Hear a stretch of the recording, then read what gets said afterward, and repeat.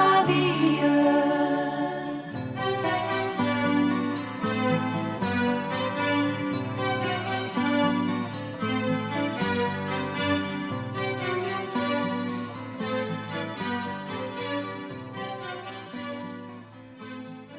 Vous savez que ce cantique est très porteur de sens. Vous savez, très souvent, quand les épreuves, nous oublions que Dieu, le Dieu que nous adorons, il est vivant, il est avec nous, malgré les difficultés. Et l'ennemi veut nous décourager.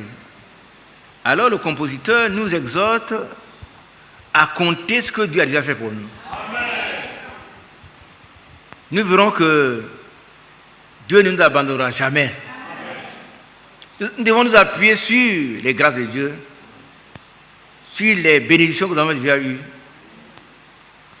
et louer le Seigneur, le remercier, et alors l'ennemi s'enfuira et nous serons bénis. C'est un cantique très important. Le vol, la tempête, c'est ce qui vient tout gâter. Vous savez qu'en un jour, le diable est venu, il a détruit tout ce que l'autre avait. Job, pardon. Merci. Ses enfants sont morts. Mais à la fin, et le pari que le diable a fait avec Dieu, le diable l'a perdu. Et il doit perdre le pari avec nous aussi. C'est tellement qu'il a dit à Dieu, tu vois, il va le toucher, tu vas voir, il te maudit. Mais quand le diable était en train de perdre, il est passé par quelqu'un de très cher, par l'épouse de Lot, Job, pardon. La seule personne qui lui était restée. Elle était fatiguée, elle aussi. Elle dit maintenant, tu restes intègre même dans les souffrances. Un homme de Dieu doit rester intègre même dans les souffrances. Amen. Job n'a pas maudit sa femme, il a dit, tu parles comme une femme insensée. Il ne lui a pas dit que tu es insensé. C'est différent. Amen. Et la Bible dit que dans toutes ces épreuves, Job n'a point péché par sa bouche. Amen. C'est un enseignement pour nous. Parce que l'ennemi, il n'est pas encore dans le temps de feu. Sa queue se débarque malgré la victoire qu'il a perdue. Il a été dépouillé, mais il débarque encore sa queue. Il doit être très virulent, très vigilant pour ne pas nous laisser séduire. Amen. Que Dieu bénisse chacun de vous. Et donc ce cantique, c'est un cantique que vous devez chanter quand vous semblez avoir des difficultés et que l'horizon semble brumeux. Quand la tempête souffle, nous tous devons savoir que Dieu est avec nous. Amen. Dieu était dans la barque et pourtant il y avait la tempête. Mais quand nous levons les yeux vers lui, alors il apaise tout. Amen. Et nous redonnons courage. Ce soir, c'est ma prière pour chacun de nous. Et pour ceux qui sont à l'écoute, s'ils ont des problèmes, sachez que quelqu'un qui résout les problèmes est là. Amen. Avant que le problème ne soit, Dieu est déjà là. Il a la solution à tous les problèmes. Que son nom soit béni. Amen. On chante la première strophe et nous allons prier. Quand le vent de la tempête vient à assombrir ton ciel bleu, au lieu de baisser la tête, compte les bienfaits de les bienfaits de Dieu, mets-les tous devant tes yeux, tu verras en adorant combien le nom m'en est. Tu verras qu'en adorant combien le nom m'en est. Inclinons nos cœurs devant le Seigneur. Bien-aimé Père Céleste, nous voulons t'exprimer notre reconnaissance, toute notre gratitude. Nous voulons te dire merci pour tous ces bienfaits que tu nous as accordés et que tu nous accorderas encore. Nous avons foi que tu n'as pas changé. Ce que tu as fait hier pour nous, tu le fais encore aujourd'hui. Malgré la tempête, notre foi est fondée sur tes promesses, sur ta puissance de t'assujettir toutes choses. Ce soir, tu connais les cœurs de ces frères et sœurs qui sont là. Tu connais les difficultés qu'ils ont. Ils ont foi en toi. C'est pour ça qu'ils ont dépassé ces difficultés pour être là. Parce qu'ils savent que tu es la solution à leurs problèmes. Tu es la solution à nos problèmes. Seigneur, prends la direction de cette réunion. Bénis chacun de nous. Bénis nous-mêmes. Bénis chacun. Bénis nos familles respectives. Bénis notre pays. Bénis ta parole pour nous. Au nom de Jésus, nous te prions. Amen. Dieu vous bénisse, veuillez vous asseoir. Je voudrais encore saluer ceux qui sont arrivés en retard. Que Dieu vous bénisse. Je salue aussi nos bien-aimés qui sont à l'écoute. Que Dieu les bénisse richement. Nous allons, en 30 minutes, rappeler cette étude consistante que notre frère Badi a faite pour nous pendant ces semaines écoulées, parlant de la prière efficace,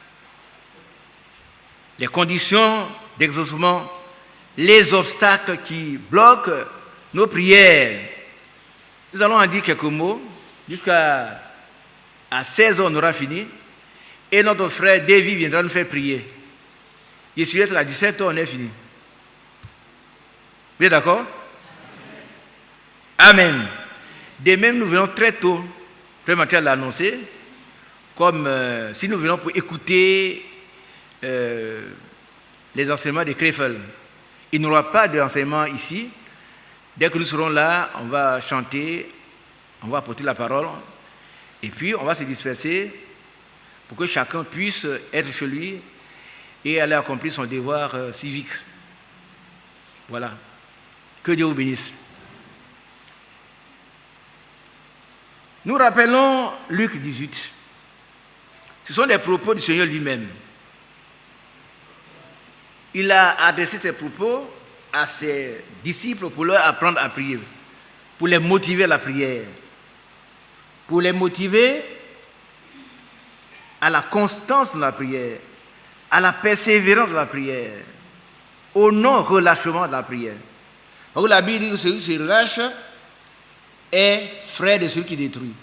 Ça veut dire quoi? Ça veut dire que quand on a commencé à prier, nous devons continuer jusqu'à ce que Dieu nous exauce. On ne s'arrête pas. Ça dépend du sujet que nous avons. Nous avons vu comment Élie a prié. Il ne s'est pas arrêté avant que la pluie ne tombe.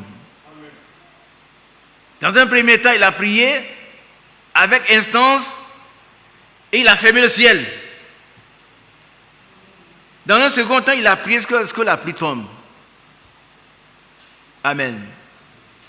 Et l'apôtre Jacques dit, Élie était un homme comme nous, la même nature.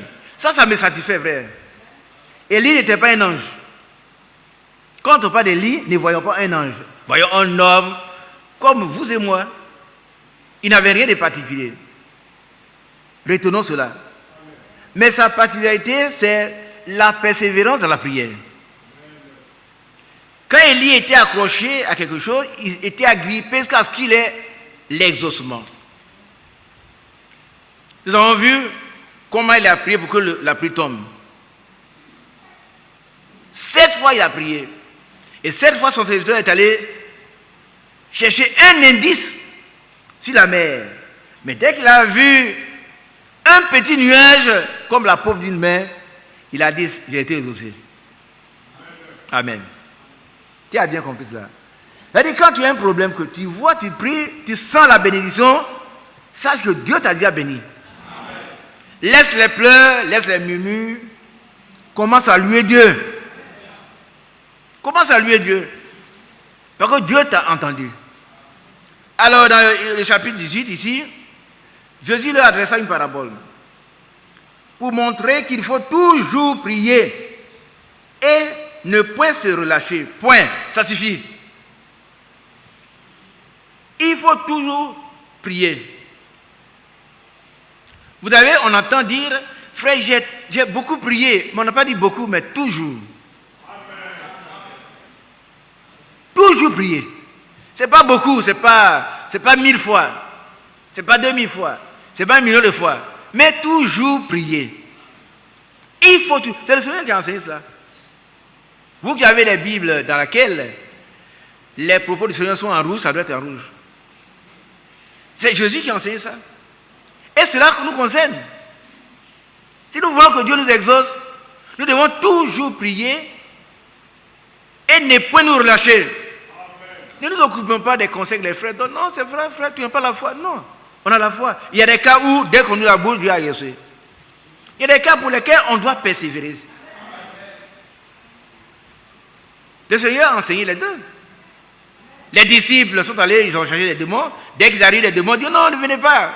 Mais on leur a envoyé un jour un paralytique, un épileptique. Ils n'ont pas réussi. Et le Seigneur dit, quand ils lui ont posé la question, pourquoi n'avons-nous pas réussi? Il dit, mais c'est à cause de votre incrédulité. L'incrédulité est une résultante de la dureté du cœur, de l'endurcissement du cœur. Quand on a le cœur dur, on ne croit pas. C'est pourquoi il est dit, aujourd'hui, si vous entendez sa voix, n'endurcissez pas vos cœurs. Que le cœur ne soit pas dur, mais qu'il soit tendre.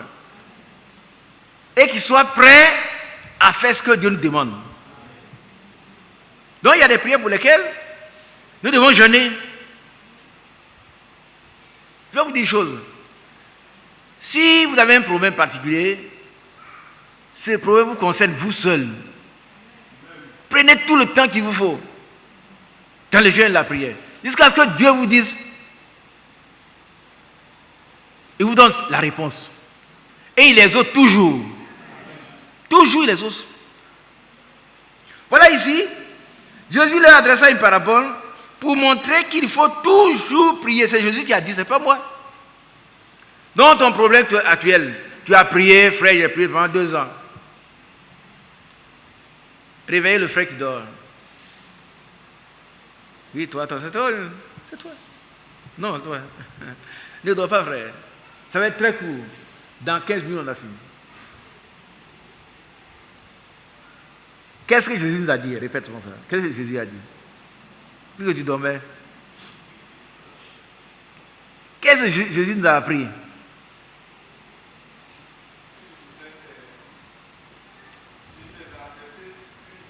Non, pas eux, mais c'est à nous. Ils ne sont plus là. Qu'est-ce que Jésus dit en ce moment? Voilà. Il faut toujours prier. Toujours. Jésus, il ne ment pas. Si nous prions toujours pour un problème, Dieu va nous exaucer, c'est sûr. Mais si on commence et puis on se relâche, oh frère, j'ai trop prié, mais tu as trop prié, et que tu as été exaucé. Tu as été exaucé? Il faut toujours prier et ne point se relâcher. Ça, c'est Jésus qui l'a enseigné. Ça suffit. Ce passage-là nous suffit. Si on applique ça, on sera exaucé. Que Dieu vous bénisse. Mais quelles sont les conditions d'exaucement? Si on prie toujours, et puis il n'y a pas de cause, en principe, nous devons être exaucés. Alors, on prend dans la Bible un passage, 2 passages dans Psaume 40.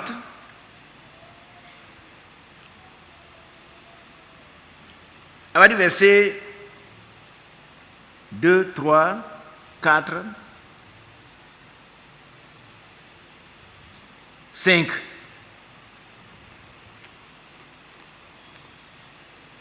Ne dormez pas, je vais faire tout de suite. Mais retenez les points focaux, les points importants. Tout à l'heure, le frère David va nous faire prier. Que chacun puisse prier. Et quand nous allons prier, c'est pour les problèmes particuliers. On prie bien pour tout le monde est d'accord sur la question. Pas de divergence. Si on doit prier pour le frère Isaac, on prie pour moi. Ne priez pas pour votre grand-père. Après, si on dit on va prier pour votre grand-père, tout le monde prie pour votre grand-père. Ainsi de suite. Amen. J'avais mis en l'Éternel mon espérance. Pour être exaucé, il faut mettre son espérance en l'Éternel. Il ne faut pas voir les difficultés. Il ne faut pas voir l'épreuve. Il ne faut pas voir la maladie. Il ne faut pas voir les symptômes. Mais regarde aux promesses. Il faut espérer. Espérer, c'est croire que nous allons recevoir la chose que nous demandons. S'il n'y a pas d'espérance, il n'y a pas d'exaucement. Donc ici, David, il a dit que j'avais mis mon espérance à l'Éternel. Mais puisqu'il a fait cela, Dieu aussi va agir. Qu'est-ce que Dieu a fait? Non, nous. C'est pas c'est dans nous, non? Tu connais son nom, mon frère. Lève-toi. Il ne faut plus dormir. David a mis son espérance en l'Éternel. Qu'est-ce que l'Éternel va faire? Oui, mais vas-y. J'avais mis en l'Éternel Mon espérance. Ça veut dire que j'ai cru que ce que je demande à Dieu, il va me donner. C'est ce que ça veut dire. Mais si toi tu ne crois pas, oh, je vais essayer. Avec Dieu, on n'essaie pas, on croit. Que ce qu'on demande, il va donner. Il n'y a rien qui soit trop grand pour Dieu. La Bible dit, si Dieu a donné son seul fils, qu'est-ce qu'il ne va pas nous donner avec son fils? C'est ce qui va être plus cher que c'était son fils, unique. S'il te l'a donné, mon cher frère Nanou, il va te donner tout le reste. Mais il faut mettre ton espérance en lui. Allons-y. Et il s'est incliné, ça veut dire quoi? Pourquoi Dieu s'est-il incliné? Vous ne voyez pas l'image? Mon frère là-bas.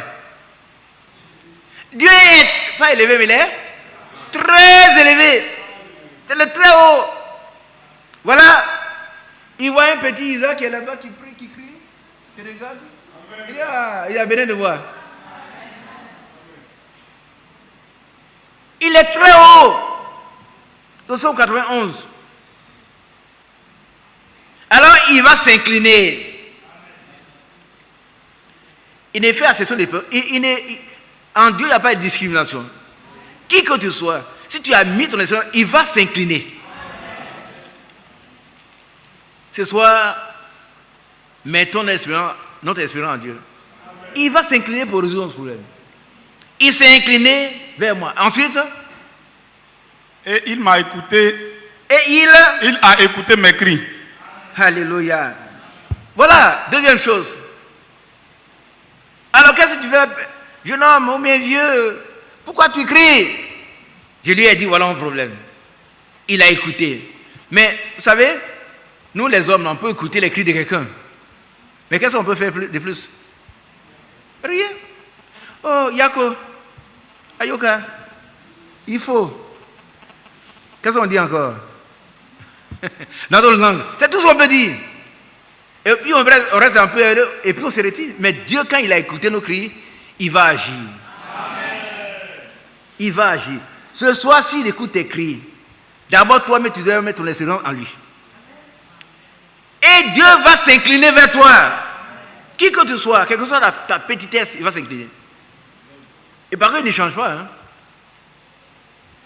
Il ne fait accession des personnes. Ça veut dire qu'il ne trie pas les gens, mais il répond à tout le monde, à tous ceux qui espèrent en lui. Alors David, alors qu'est-ce qu'il va faire? Il m'a retiré de la force de destruction. Continue. Du fond de la boue. Voilà. Cet homme était malade, il était en train de mourir. Vous savez que chez nous en Afrique, il y a des villages où, quand la maladie est grave, qu'est-ce qu'on fait? Peut-être chez vous, il y en a, mais chez moi, ça existe. On creuse dans la tombe. Et les gens, au lieu de soigner, pendant qu'ils te soignent, ils ont déjà préparé la tombe. Prépare la tombe. On vient te regarder, on dit, ah, Yago. Bon, on dit, il n'est pas encore mort. Quand André se retire. Mais la tombe est prête. Alors cet homme était destiné à la force, il devait mourir. Mais puisqu'il a mis son esprit à l'Éternel, l'Éternel s'est incliné vers lui. Il a écouté ses cris. Et qu'est-ce qu'il va faire? Il va le retirer de la force des insultants. Qui voit l'image? C'est une image. Il est tombé dedans, il va le retirer. De là, il dit, sors. Cette voix a retiré qui? De la force des insultants. Lazare, sors. Ce soir, toi aussi, tu vas te retirer de la faute. Pourvu que tu mettes ton espérance à l'Éternel, il va le faire. Il ne va pas considérer que tu es petit, tu es femme, tu es garçon, tu connais pas. Non, ce n'est pas ça. Il demande des gens qui s'adressent à lui et qui mettent leur confiance, leur espérance en lui. C'est tout. Qui n'essaie pas de voir, est-ce que Dieu, je vais essayer. Non, on n'essaie pas avec Dieu. On met tous sa confiance en lui et puis on espère. Ça veut dire qu'on croit que ce qu'on demande, il va nous l'accorder. Mais si on est dans la force, il va nous retirer de la force. Ce que Dieu a fait hier pour celui-là, il va le faire pour toi ce soir. Amen. Alors, et qu'est-ce qu'il va faire maintenant? Et il a dressé mes pieds sur le roc. Il a affermi mes pas. Alléluia. Est-ce que vous voyez un peu? Cet homme était complètement dans la fosse. Le Seigneur le relève. Il dresse ses pieds sur le roc. Sur le Seigneur lui-même. Il est maintenant en sécurité. Et ses pas, qui ne pouvaient même pas tenir ses pas, sont devenus fermes. Amen. Oh, c'est merveilleux. Alors, qu'est-ce qui va suivre? Il a mis dans ma bouche un cantique nouveau. Une louange à notre Dieu. Amen. Vous savez, très souvent, cela nous manque. Quand Dieu nous a exaucés, on oublie de le louer. On oublie de le remercier. On oublie de lui adresser des actions de grâce. On oublie de lui dire merci. On peut fêter avec nos parents. Oh, ouais, on vient te voir, mais tu étais très malade. Tu vois? Oui, on fête. Mais on oublie de dire merci à Dieu. Mais lui, il va chanter des cantiques. Il va louer l'Éternel. Il va dire, Seigneur, nous étions toi, il serait déjà complètement pourri. Alléluia. Quand Dieu nous a exaucés, il faut le remercier. Il faut chanter des cantiques à son honneur. Amen. Maintenant, vous allez voir ce qui va se passer. Les voisins, vous savez, quand vous avez un problème, les voisins, ils sont compatissants, ils viennent nous voir. Ah, oh, voisin. Et ils s'en vont dire, le voisin, vraiment, il n'y a pas assez de chance. Il était à l'hôpital, ils l'ont ramené à la maison. Voisin, oh, ça va aller, voisin, ça va aller, du courage. Mais quand il se retrouve, oh, ça là, cette fois-ci, le voisin, il n'a pas assez de chance. Tel qu'on l'a vu là, vraiment, c'est pas bon. Mais cette fois-ci, dans le cas de cet homme, et dans ton cas et dans le mien, Dieu a changé la situation. Il a confondu ses voisins qui, quand ils sont ensemble, ils racontent, peut-être que demain, avant l'aube, on va annoncer que tu es mort. Beaucoup l'ont vu. Beaucoup l'ont vu et ils ont eu de la crainte. Pourquoi? Parce qu'un cas comme ça, il n'y a que Dieu qui puisse le régler. Ah oui, la médecine n'a pas pu faire quelque chose. On dit, bon, mais, monsieur, allez à la maison et dans 2 semaines, revenez. Le médecin, il sait très bien que tu ne veux plus vivre 2 semaines. Voilà un médecin qui le regarde. Et comme c'est un psychologue, il va dire non, c'est fini, bon, c'est pas lui qui va pleurer. Et il vous encourage, vous partez. Mais avant ce semaine, tu reviens le voir en pleine forme. Et lui-même, il aura de la crainte. Le médecin lui-même. Il dit, ah, mon ami, qu'est-ce qui s'est passé? Mais tu as dit de revenir te voir en 2 semaines. Tu avais prophétisé. Par contre, mon Dieu est Dieu. Avant 2 semaines, m'a guéri. Voilà la foi du chrétien. Il ne sait pas, mais il croit que ce qu'il demande, Dieu va lui donner. Mais ici, il est dans la fosse. Mais ici, il est dans la fosse. Il va le retirer là. Beaucoup l'ont vu, ils ont eu de la crainte. Et qu'est-ce qu'ils ont fait? Il a mis... Non, tu es loin. Beaucoup l'ont vu et ils ont eu de la crainte. Et ils se sont confiés en...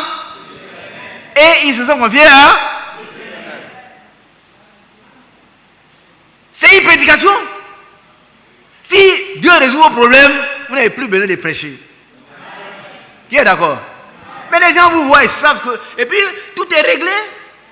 Et non, on dit, mais mon ami, tu vas à l'église où? Je connais quelqu'un qui était vraiment perdu. Et puis, quand Dieu a réglé ses problèmes, maintenant, il y a un grand serviteur de Dieu. L'un de ceux qui étaient avec lui, qui buvait, qui fumait de la drogue, il est venu le voir et dit, mon ami, c'est vrai, mais quel est ton fétiche? Quel est ton fétiche? Lorsque tu étais là, vraiment, nous tous on va à l'église. Hein? C'est pas vrai d'aller à l'église. C'est de connaître Dieu. Amen. Le seul vrai Dieu qui nous répond. Amen. Alors, ils ont vu, ils ont eu la crainte, mais ils ne se sont pas arrêtés là. Ils se sont confiés en l'Éternel. Yo, bien sûr. Voilà un cas. Non, nous, assois-toi. Si tu dois encore, tu auras de problème. Alléluia. Yo avait sa soeur, une femme incrédule. Crédule. Oh, il dit, mais vous dites, toi, Dieu, là, c'est pas. Et puis le jour où Yo est tombé dans le puits, un puits très profond, à 4 heures du matin, il a crié jusqu'à ce qu'il ait perdu toute sa voix. Et puis, un petit enfant qui était à côté en train de pleurer a réveillé l'attention des gens. Ils sont venus le faire sortir là. Yo, viens. Oui, il est. On n'a pas besoin de prêcher beaucoup si nous croyons vraiment en Dieu. Quand il résout nos problèmes, les gens voient. Ah, ils ont la crainte. Ils ont de la crainte. Il veut venir à son fils ici. C'est bien. Alors, qu'est-ce que ta soeur a fait quand elle a vu ce que Dieu a fait pour toi? Ma soeur, véritablement, elle devient chrétienne. Parce qu'elle a dit que où je suis rentré et puis sorti là, vraiment, lui, c'est que notre Dieu est fort. D'ailleurs, même, je suis encore dans le trou, il n'est pas encore sorti. Il a confirmé pour dire, vraiment, si mon frère est sorti dans cela, je vais devenir chrétien. Et depuis ce jour, elle a donné son cœur à Jésus. Amen. Elle a enlevé ses mèches. Ça, il n'y a pas ajouté. C'était une jeune fille. Elle a enlevé tout. Elle a dit, je vais adorer le Dieu de Yo. Amen. Dieu te bénisse. Amen. On n'a pas besoin d'avoir une grosse Bible. Mais il faut que Dieu se manifeste dans notre vie. Amen. Les gens verront que notre Dieu est vrai. Amen. Voilà, on a besoin de ça maintenant. La puissance de Dieu dans notre vie. Amen. C'est ça qui va convaincre les gens. Un frère Branham dit que les musulmans ont leur Coran, les bouddhistes ont leur livre, nous aussi on a notre Bible. Donc nous sommes égaux, chacun un livre. Mais quand on voit un cas comme ça, alors les autres ils laissent leur Bible saint, leur livre saint, et ils suivent le Dieu de Dieu. Ils vont suivre ton Dieu à toi. Si tu es fidèle, que Dieu vous bénisse. Heureux l'homme, tu peux partir. Heureux l'homme qui place en l'Éternel sa confiance. Amen. Heureux l'homme qui place en l'Éternel sa confiance. Pourquoi? Parce que Dieu va l'exaucer. Son problème qui est considéré comme sa maladie incurable va être curable. Ça veut dire va être guéri. Est-ce que nous voulons avoir un tel Dieu? Que Dieu nous exauce. Nous allons lire le passage. Et puis en 5, je termine. Frère David, tu vas venir faire prier. Le passage est dans Psaume 66.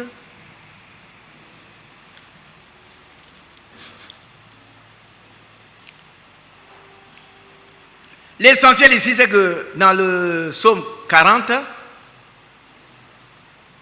l'auteur de ce psaume a eu confiance en Dieu. Et Dieu l'a exaucé malgré sa grande tristesse, malgré son état compliqué. Dieu l'a guéri. Et les hommes l'ont vu et ils ont cru. Ils ont eu d'abord peur de ces dieux-là. Et puis ils ont cru en ce Dieu. Et toi aussi, si Dieu, tes voisins voient ce que Dieu a fait pour toi, tu n'auras plus besoin d'aller dire venez, on a reçu un message, la fin des temps. Ça, c'est bon, hein. Mais eux, ce qu'ils cherchent, là, ils l'ont vu. Ils ont vu la puissance de Dieu. Amen.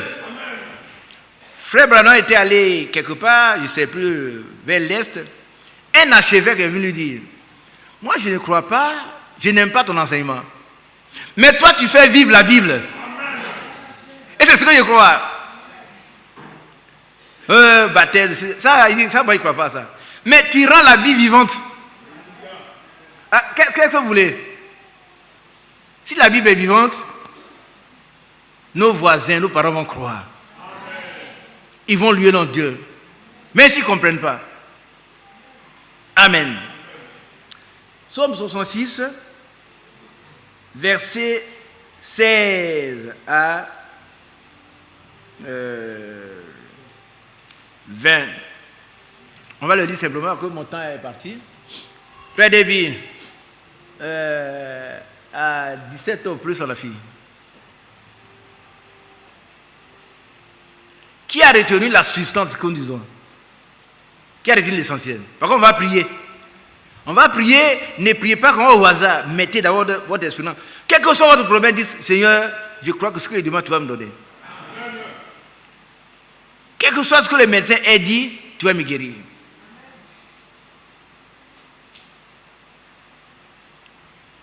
Et puis, priez avec persévérance. Et alors, il va s'incliner de sa hauteur vers vous, vers moi. Et il va nous exaucer. Alors, nos voisins, même les plus incrédules, nos parents, voyant ce que Dieu a fait pour nous, ils vont créer notre Dieu. Et ils vont se confier à lui. Ils vont devenir chrétiens. Amen. Pas parce que nous croyons au message, mais eux, ils vont accepter le message. Ils vont savoir que dans ces messages, ce n'est pas une théorie, mais c'est la puissance de Dieu. Oh, l'évangile, ce n'est pas une théorie, c'est une puissance de Dieu pour le salut de tout qu'on croit. Amen. C'est une démonstration de puissance. Et c'est ce qu'il faut aujourd'hui. Alléluia. Alors, venez, écoutez, vous tous qui créez Dieu, et je vous raconterai ce que Dieu a fait à mon âme. Bien aimé, qui veut raconter aussi? Prions, nous allons raconter aux voisins, à nos parents, la situation, ils connaissent la situation. Notre situation qui est vraiment difficile, il n'y a pas de solution humaine. Mais quand ils verront que Dieu a réglé le problème, ils vont s'aligner. Ils vont plus quand on est aux discussions stériles. Oui, votre Dieu, non, c'est pas ça. Mais il y a un problème que les gens n'ont pas pu régler. Cet homme qui était enchaîné comme un animal. Frère Branham est arrivé quelque part, chez les hindous, il croit. Excusez-moi si je ne sais pas. Et alors, il a dit, mais si cet homme-là guérissait, qui allait croire? Ils ont dit, ils ont eu la main. Parce qu'ils étaient sûrs que personne ne pouvait guérir cet homme-là. Mais quand il a fini de prier, l'homme qu'on avait attaché, qui marchait à 4 pas comme un animal, s'est redressé. Vous dites pas Amen. Un homme normal. Et ils ont cru. Amen. Alléluia. Alors, j'ai crié à lui de ma bouche, et la louange était sur ma langue. Si j'avais conçu l'iniquité dans mon cœur, ça veut dire que si nous faisons ce qui est mauvais, que nous savons que nous ne pouvons pas faire, on peut crier pendant des années, Dieu ne va pas négocier. Si j'avais conçu l'iniquité dans mon cœur, le Seigneur ne m'aurait pas exaucé. Bien aimé, retenez ce passage-là. Avant de crier, ne retenez pas seulement que le Seigneur a dit, bon, priez sans cesse. Mais il faut voir s'il n'y a pas l'iniquité quelque part. Il faut régler d'abord le problème de l'iniquité. Tout le reste, c'est pour Dieu maintenant. Car ma part, au Éternel, c'est de faire quoi? De garder ta parole. Amen. Mais Dieu m'a exaucé. Il a été attentif à la voix de ma prière. Oh, bien-aimé, retenez cela. Béni soit Dieu qui n'a pas rejeté ma prière et qui ne m'a pas retiré sa bonté. Que son nom soit béni. Cet après-midi, nous demandons au Seigneur d'ôter toute iniquité de notre vie, afin que nous puissions placer notre espérance en lui avec foi, et que dans sa grâce, il s'incline vers chacun de nous et qu'il nous exauce. Si quelqu'un est déjà dans la force de destruction, il va le retirer de là. Si quelqu'un est dans une situation sociale très compliquée, il va régler la situation. Si quelqu'un est dans le dénuement, ça veut dire qu'il est dans la pauvreté extrême, c'est à lui l'or et l'argent. Si quelqu'un est sans travail, Dieu va exaucer sa prière s'il place son espérance en lui. Que Dieu bénisse chacun de vous. Que Dieu bénisse également les bien-aimés qui sont en ligne. Si vous avez un problème comme ceux que nous avons, faites comme ce que David a fait. Et comme le même Dieu qui a exaucé David va vous exaucer. Au nom de Jésus-Christ. Amen.